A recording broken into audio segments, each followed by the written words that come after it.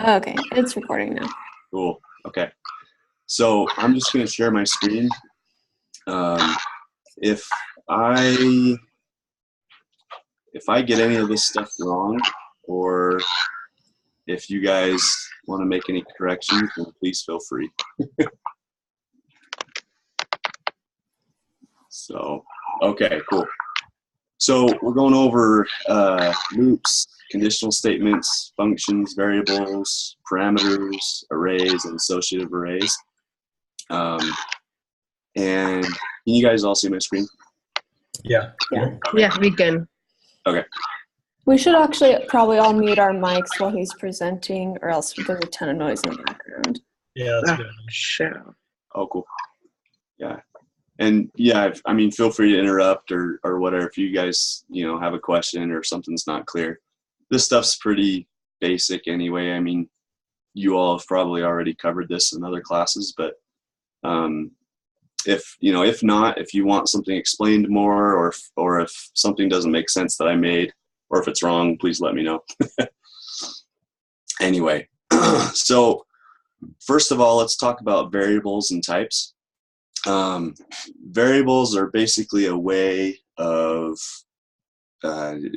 creating something to hold a value. Just like in math or algebra, you would, x equals 5, and then you can use x in your equations. With programming, you can create a variable. It's going to hold a value or data of some sort, and then you can use that throughout your program. And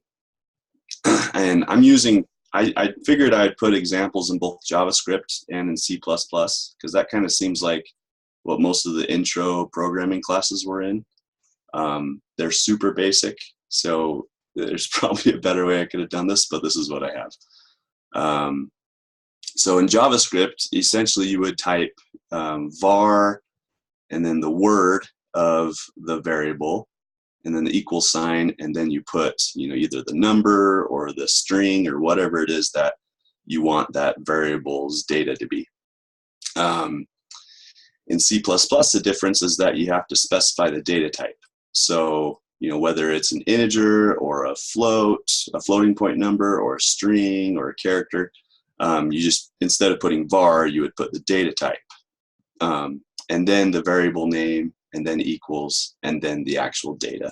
So this is kind of blurry, I apologize, but this gives you some examples of that in JavaScript.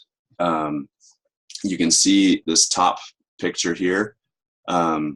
Within the script, you can see that we have x equals 5, y equals 6, and then you're assigning the summation of both of those to z, and then you can actually output z, and you'll get 11 by doing that. You can also have different types of data in JavaScript. Here they've got var pi equals 3.14, var person, then they make that equal a string, and var answer, it looks like another string there.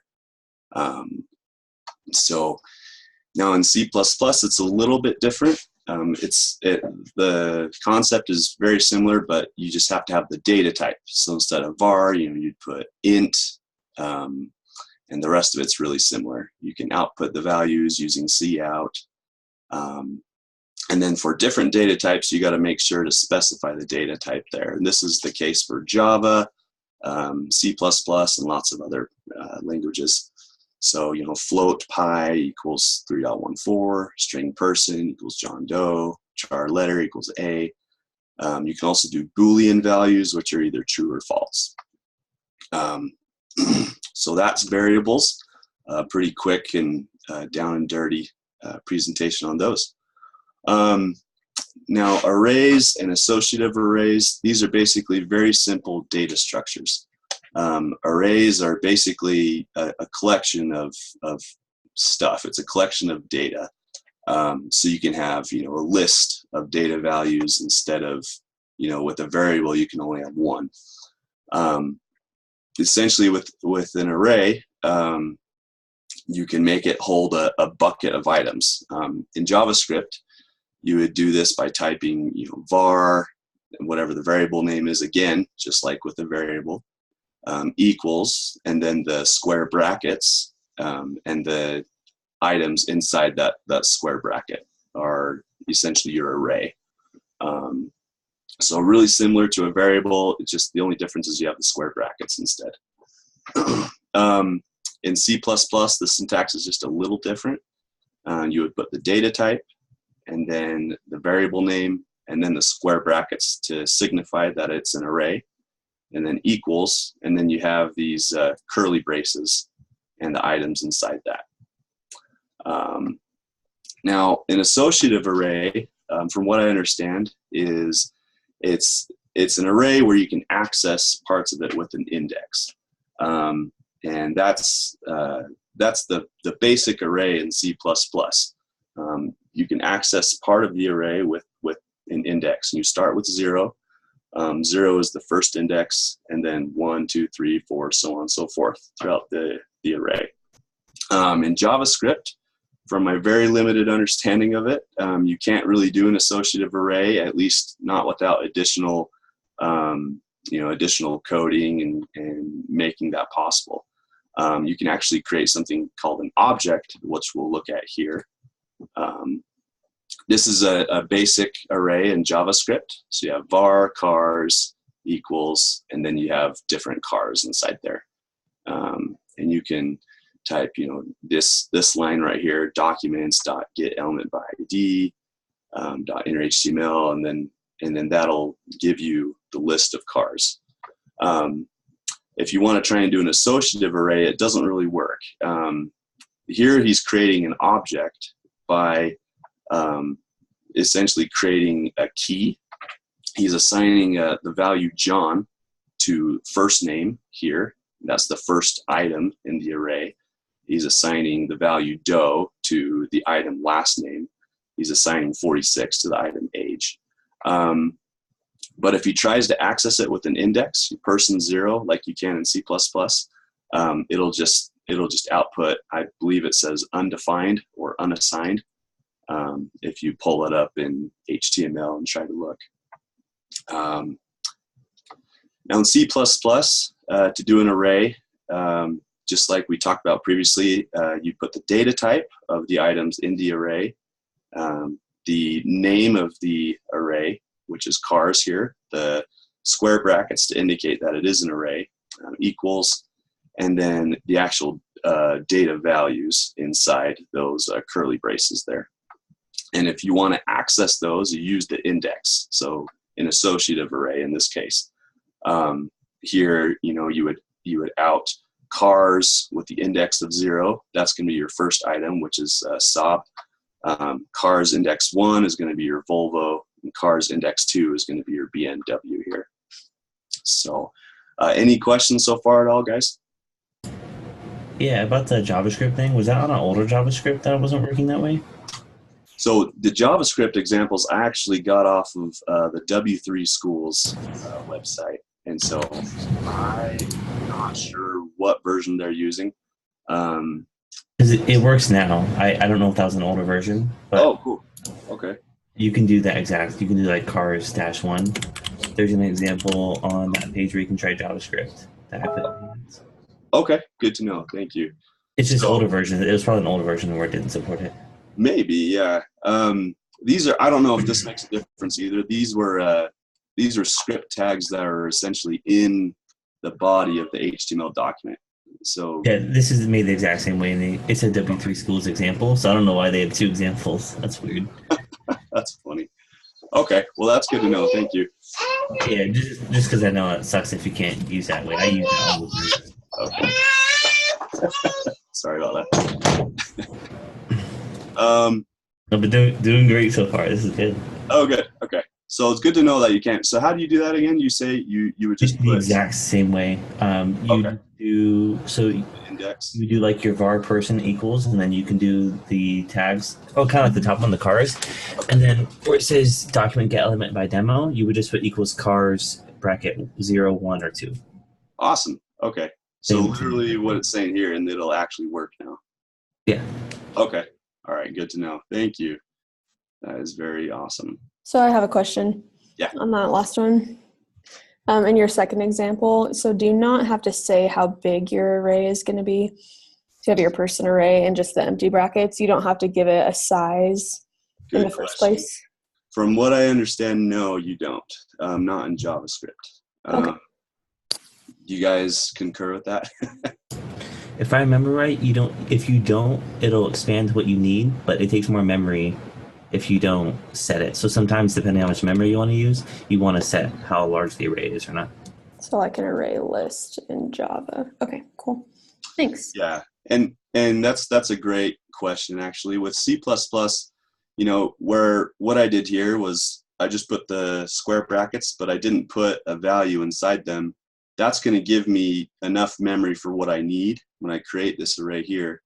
But in C++, I'm not going to be able to go back in and add items to that later. I would have to either create a new array or copy those into a new array, or use some other type of expandable data structure, like a vector or something like that. Okay. But with JavaScript, I don't have as much experience with it. So from what I understand, kind of like what Eric was saying, if you want to utilize memory management better, then it might be a good idea to specify. But anyway, great question so far. Okay, so any other questions on arrays? Okay, cool. So let's move on to conditional statements. Conditional statements basically give your program the ability to make a choice, or to make a choice based on criteria that you're feeding into it. So with a conditional statement, it's going to check something using it's going to check if something's true, basically. And what it does is it goes through and says, if this is true, then do this, make this happen. Else, if this is true, then make this happen. And then you'll usually have a final, well, you don't have to, but sometimes you want to have a final else, and then it just execute that part as the default. You can also do something called a switch statement, which is similar to an if-else statement, but it allows you to choose from a list of things to compare. So it's almost like a longer if-else statement. Here in JavaScript, we can see that he is going to output a greeting here on in this left picture.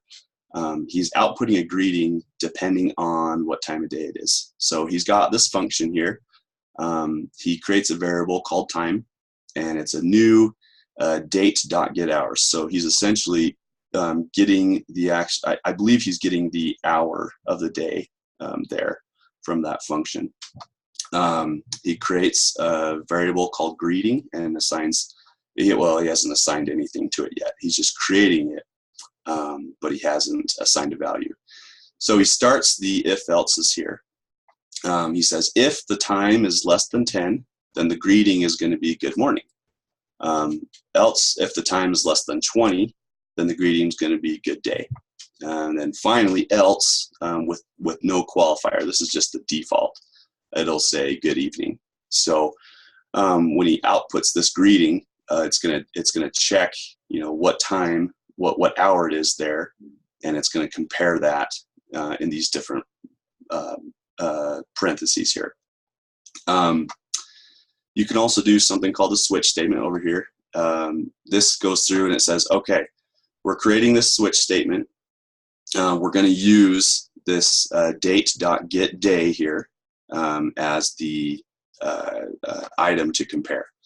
Now it's saying if case is 0, I believe what that means is if this is, if this is the 0 day or Sunday, then the day equals Sunday. If it's the 1 day, meaning Monday, then day equals Monday, and so on and so forth. Case 6, day equals Saturday. So down here, he's outputting today is and then the day. Depending on what day it is, it'll assign the day to that variable day here, and it'll output the correct day. These breaks, my understanding is that as soon as it hits, if it executes the code inside here, so say we get case 0 and it executes this code, it hits the break, then it breaks out of the switch statement. If you didn't have the break, then my understanding is it would continue to check these cases further down. But as long as you have that break in there, it breaks it out.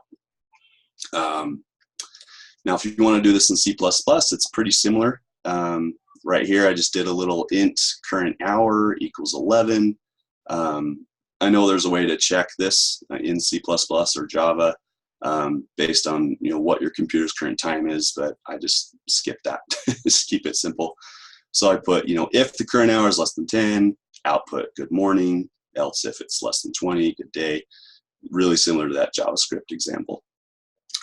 Here in the switch statement, also really similar. We're outputting the enter the day of the week, then we see in the day the value, and depending on what that value is, we've got the switch statement with the day here, and it's going to check what day number that is, and then it's going to output here. I also put a default here. Default is basically like your final else statement in a if else. That's going to be your default code that executes if none of these other cases execute. So any questions so far? Cool. Okay, that one's pretty simple. So then we have loops. Loops are your way of executing a certain bit of code if you need it to go through and do it multiple times depending on a certain qualifier. If you need your program to keep doing something until a variable changes or until basically something is not true anymore, then you would use a loop for that. There's 3 different types of loops, main types of loops. You have your for loop, your while loop, and your do while loop. Sorry about time, guys. I'll try to hurry. This concept, again, it's pretty similar across languages. Each loop allows you to repeat an action based on some sort of comparison or qualifier. So like I was saying, you would have a qualifier that it's going to check against, and as long as that's true, it's going to execute the loop. Your for loop is useful for counting through things. You can also use a while or do while loop for the same. You can pretty much use these loops for anything. They're interchangeable, but for readability and syntax, it's a little bit easier to use a for loop for counting typically, a while loop for executing an action as long as something is true. And a do while loop is useful for getting it to execute at least once. If you need your code to execute at least one time in a loop, then a do while loop is really useful for that. Here in JavaScript, you can see a for loop, a pretty simple for loop. We've got a variable called text. We've assigned basically nothing to it, just open and close quotes here. A variable called I. And in that for loop, it's saying, okay, I is going to start out at 0. As long as I is less than 5, execute this code down here. So it's going to say text plus equals the number is, and then plus I, and then break. So a new line. After it executes that code, it's going to say, okay, we're going to increment I. So now I is 1. So now we're going to go back and say, okay, is I still less than 5? Yes, it is. So we're going to execute this line of code again. And then increment I again. I is now 2. It's still less than 5. So we're going to go, anyway, so on and so forth. Once this is no longer true right here, the I is less than 5. So once I is 5, it's going to say, oh, this is no longer true anymore. So we're going to exit out of the loop. And then it goes ahead and outputs the text there. These other loops, the concept is similar. So with a while loop, you have, var text equals open close quotes, var I equals 0, and it's saying, okay, while I is less than 10, which it is because it's 0 here, we're going to say, okay, the number is this, and then we increment I is still less than 10, execute the code again, so on and so forth until it's no longer less than 10. So pretty similar concept there. The do while loop is the one I almost never use, but it's very useful. It basically is going to make sure that your code executes at least one time. So it's going to say, okay, do this, boom, execute the code as long as this while condition is still true. So if it's still true, then it goes back, executes the code again, and you're back to basically your while loop here. Concept's pretty similar in C++. I won't go through all that logic again unless you guys want me to. But there you can see you've got your for loop, your while loop, and your do while loop here in C++. Any questions so far? Okay, cool. And then finally, we've got functions and parameters. So a really important part of programming is to be able to create functions. And functions allow you to reuse code in different parts of your program. They make it more modular, and they allow you to do some pretty cool things. So whether your program is procedural or whether it's object-oriented, you're going to be using functions a lot. Now, a function allows you to basically, you can pass an argument into it called a parameter.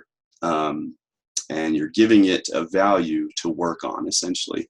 You can also have it return a value back to where your function was called. And so what it does when you return something is it's going to work on something, and then it's going to return a value back to you. You don't have to have it do that, but it's one use of functions.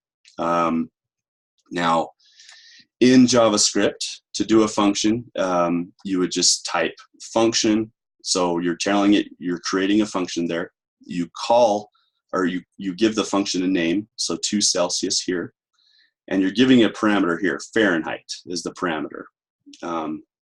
Now what that does here, function 2 Celsius and Fahrenheit, you basically have up here, this is the function right here, 2 Celsius, and then the parameter 77. So when we call this function here, 2 Celsius, and then pass it the number 77, it's executing this code down in the actual function. So 2 Celsius Fahrenheit, that's going to get your value, the 77, and it's going to execute this code in here. So it's returning a value back to this here, the 2 Celsius.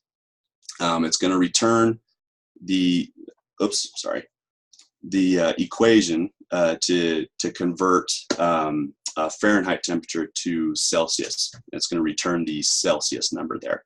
So 5 divided by 9 in parentheses times, in parentheses, Fahrenheit minus 32. So right there is a very simple way to reuse code multiple times, and you can see it again in C++. Here we have the function up on top.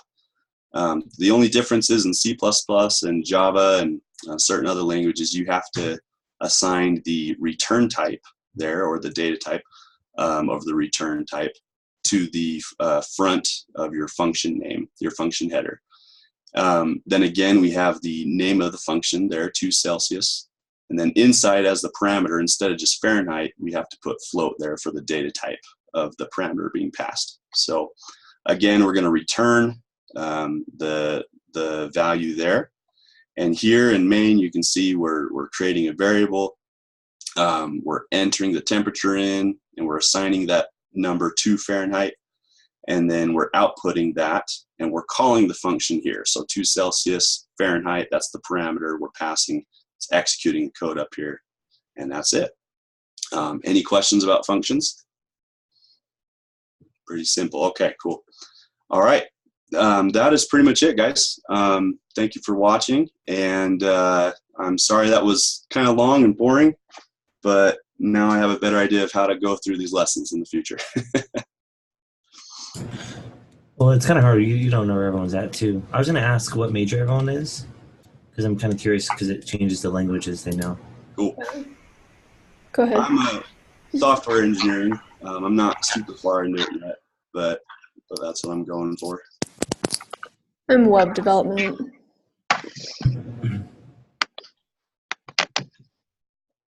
I'm computer science. I'm also computer science. Okay, so we're mostly C++.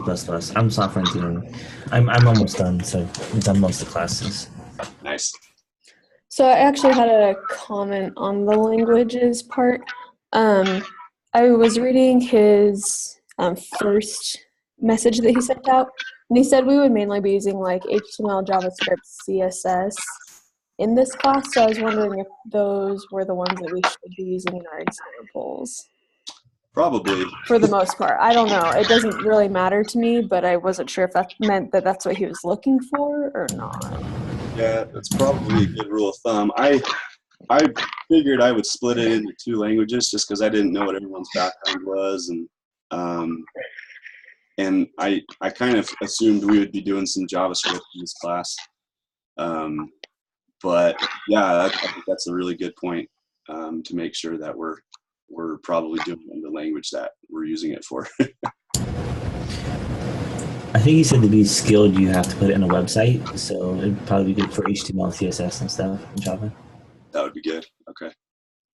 Have you guys done 2.13 yet for CS? No. Yeah. Because you'll do a lot of JavaScript in there. So if you haven't, this will help a lot. Cool. That's good. Awesome. I'm doing a 2.30 right now, but that's just, front end, and I've never done any sort of web development before. So. Yeah. I didn't do 2.30, but You'll do a lot. good luck. Lots of it. I actually have a presentation to do the week 2 one. If you guys don't mind that I do it, then we can have 2 on for this week. Okay. Okay. Cool. I'll share my screen. And I have no idea how long it'll be, hopefully. All good. I didn't actually run through it. Maybe I should have, but I didn't. I didn't either. Nah, it's not this environment. It's just like casual, so. Yeah. It's all good. Okay, can you guys see my screen? Yep. Okay, awesome. Give me 1 second, actually.